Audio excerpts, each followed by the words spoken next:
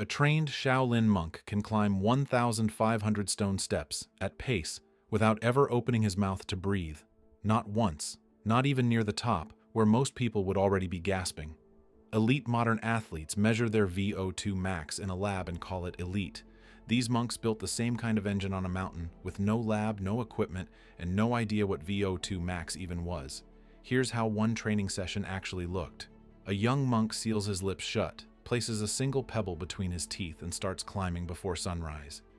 If that pebble drops, mouth opened, even for a second, the climb doesn't count. He walks back down and starts again. By the top, his robe is soaked, his legs are shaking, and he still hasn't taken one breath through his mouth. That's not a myth for tourists, that's a method. And by the end of this video, you'll know exactly why it builds lung capacity and carbon dioxide tolerance that modern cardio training physically cannot replicate. But here's the part that actually matters. The part almost nobody explains correctly. It was never about the mountain. The mountain was just the stress test. The real training was happening somewhere you can't see from the outside at all. Modern endurance training follows one predictable pattern: increase mileage, increase pace, and the second the intensity rises, open the mouth. Every runner does it. Every fighter does it. Every CrossFit athlete does it the moment the set gets hard. It feels logical. Bigger airway, more air in, more oxygen delivered, right? Here's the limitation nobody talks about. Mouth breathing skips the one respiratory structure that actually improves how oxygen reaches your muscles. And it trains your body to panic at carbon dioxide levels a Shaolin monk would consider a warm-up. Now picture the opposite. Generation after generation, on the same mountain, breathing exclusively through the nose, enforced not by willpower, but by a pebble, a coin, or a mouthful of water they couldn't afford to lose. The Shaolin Temple sits at the base of Song Mountain, one of China's 5 sacred peaks. No treadmills, no heart rate monitors, no interval timer beeping at you, just the mountain and breath. Here's what almost every fitness video gets wrong about Shaolin training. Kung Fu and breathing were never two separate things. They were the same practice. Before a monk ever threw a strike, he learned to breathe low and controlled, a method now known as diaphragmatic, or reverse breathing, where the belly expands on the inhale and the diaphragm does the actual work instead of the shoulders. The mountain steps were where that breathing got tested under real stress. Seal the lips. Hold something small in the mouth, a pebble, a coin, sometimes water. Run, uphill, on uneven stone, until the object proves the breathing never broke. There was no way to cheat. Gasp once, and the pebble falls, or the water spills. The trainer at the bottom sees it instantly. The run doesn't count. Sound familiar? It should. Warrior cultures on the opposite side of the planet independently discovered the exact same enforcement mechanism, forcing nasal breathing through an object that makes cheating physically impossible, not through willpower. Different mountains, different centuries, the same discovery. The body adapts to what it's forced to do, not to what it's told to do. Stay with me here, because what happens inside the body during this restriction is the actual answer to the superhuman lungs question. Most people stop the explanation at nose breathing is better. That's not even close to the real mechanism. And once you see it, you'll never look at mouth breathing the same way again. Quick question first, though. Doesn't restricting yourself to nasal breathing just slow you down? Actually, no. Runners who adapted to nasal-only breathing over several months reached the same oxygen consumption as mouth breathers. Same oxygen, but with a significantly lower respiratory rate. Fewer breaths, doing more work each. Nasal breathing under load isn't a handicap, it's an efficiency adaptation. And it takes months to build, exactly the kind of gradual stress a young monk was placed under, starting in childhood, climbing higher with every passing year.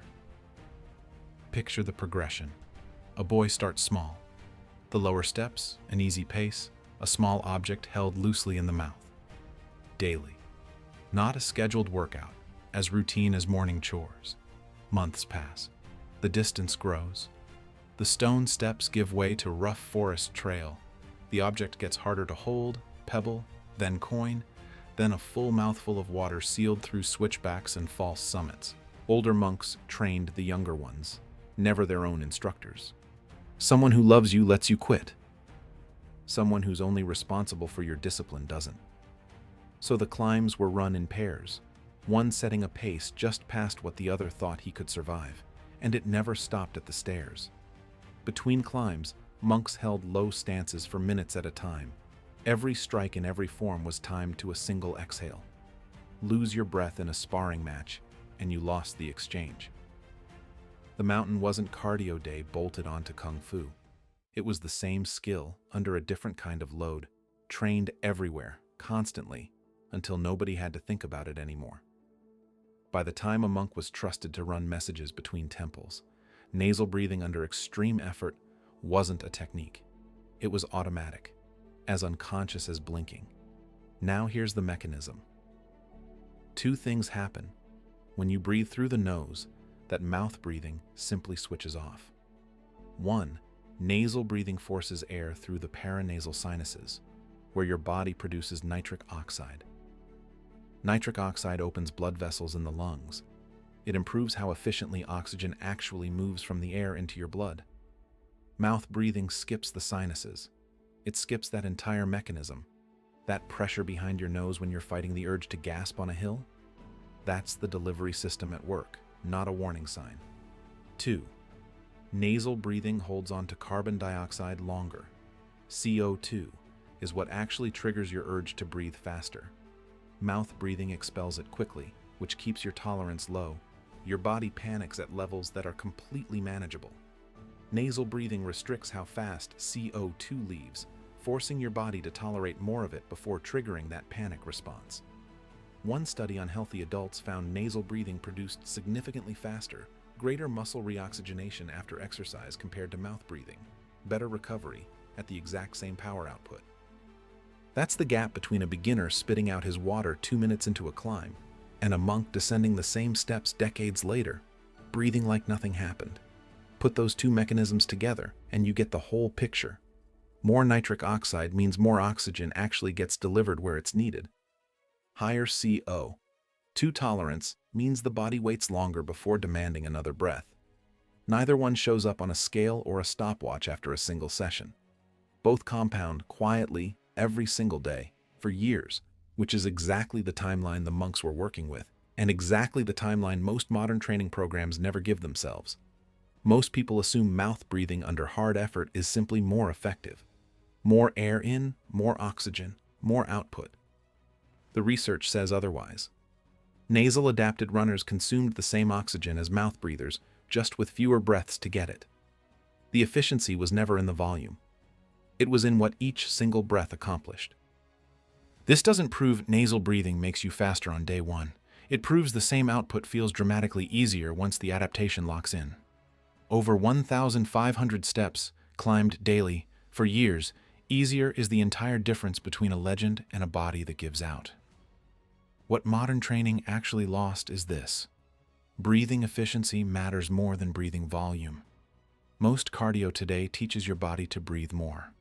The mountain runner method trained the body to breathe better, deeper diaphragm engagement, higher CO2 tolerance, nitric oxide on every inhale, and a forced rhythm that kills the chaotic panting that quietly drains your energy over distance.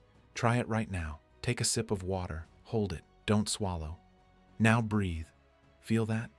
Every breath forced through your nose, your diaphragm engaging on its own, because your chest can't expand the way it does with your mouth open.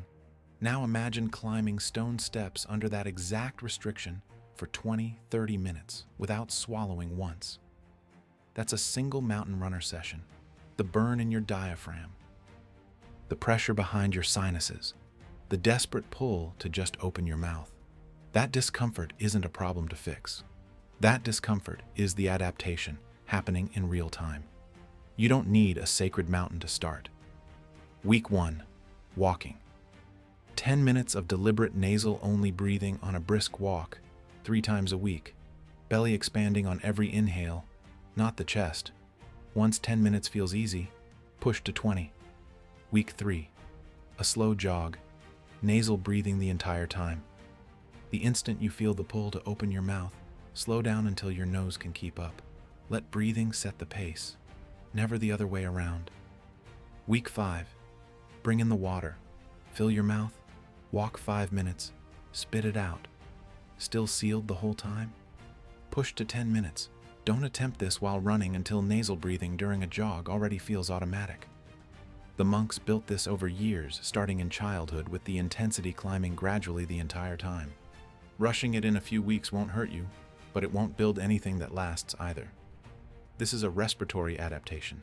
Respiratory adaptations take months, not days. And here's the part that trips up almost everyone who tries this. The hardest barrier isn't physical. It's the moment your brain screams you're suffocating while your oxygen is completely fine.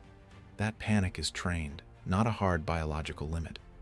The only way to untrain it is sitting inside that discomfort at a manageable intensity, over and over, until your nervous system finally believes you're safe. That's the entire mechanism behind why a monk could climb a silent mountain, while most people can't survive a light jog with their mouth closed. Those monks weren't training for a race, no finish line, no medal, no audience. The mountain was simply how their bodies were built, one sealed mouth climb at a time for centuries, long before anyone had a word for VO2 max. Their lungs weren't superhuman by accident. They were the product of a method modern fitness quietly abandoned for more mileage and more mouth-breathing grinding. The lungs don't need more air. They need better air.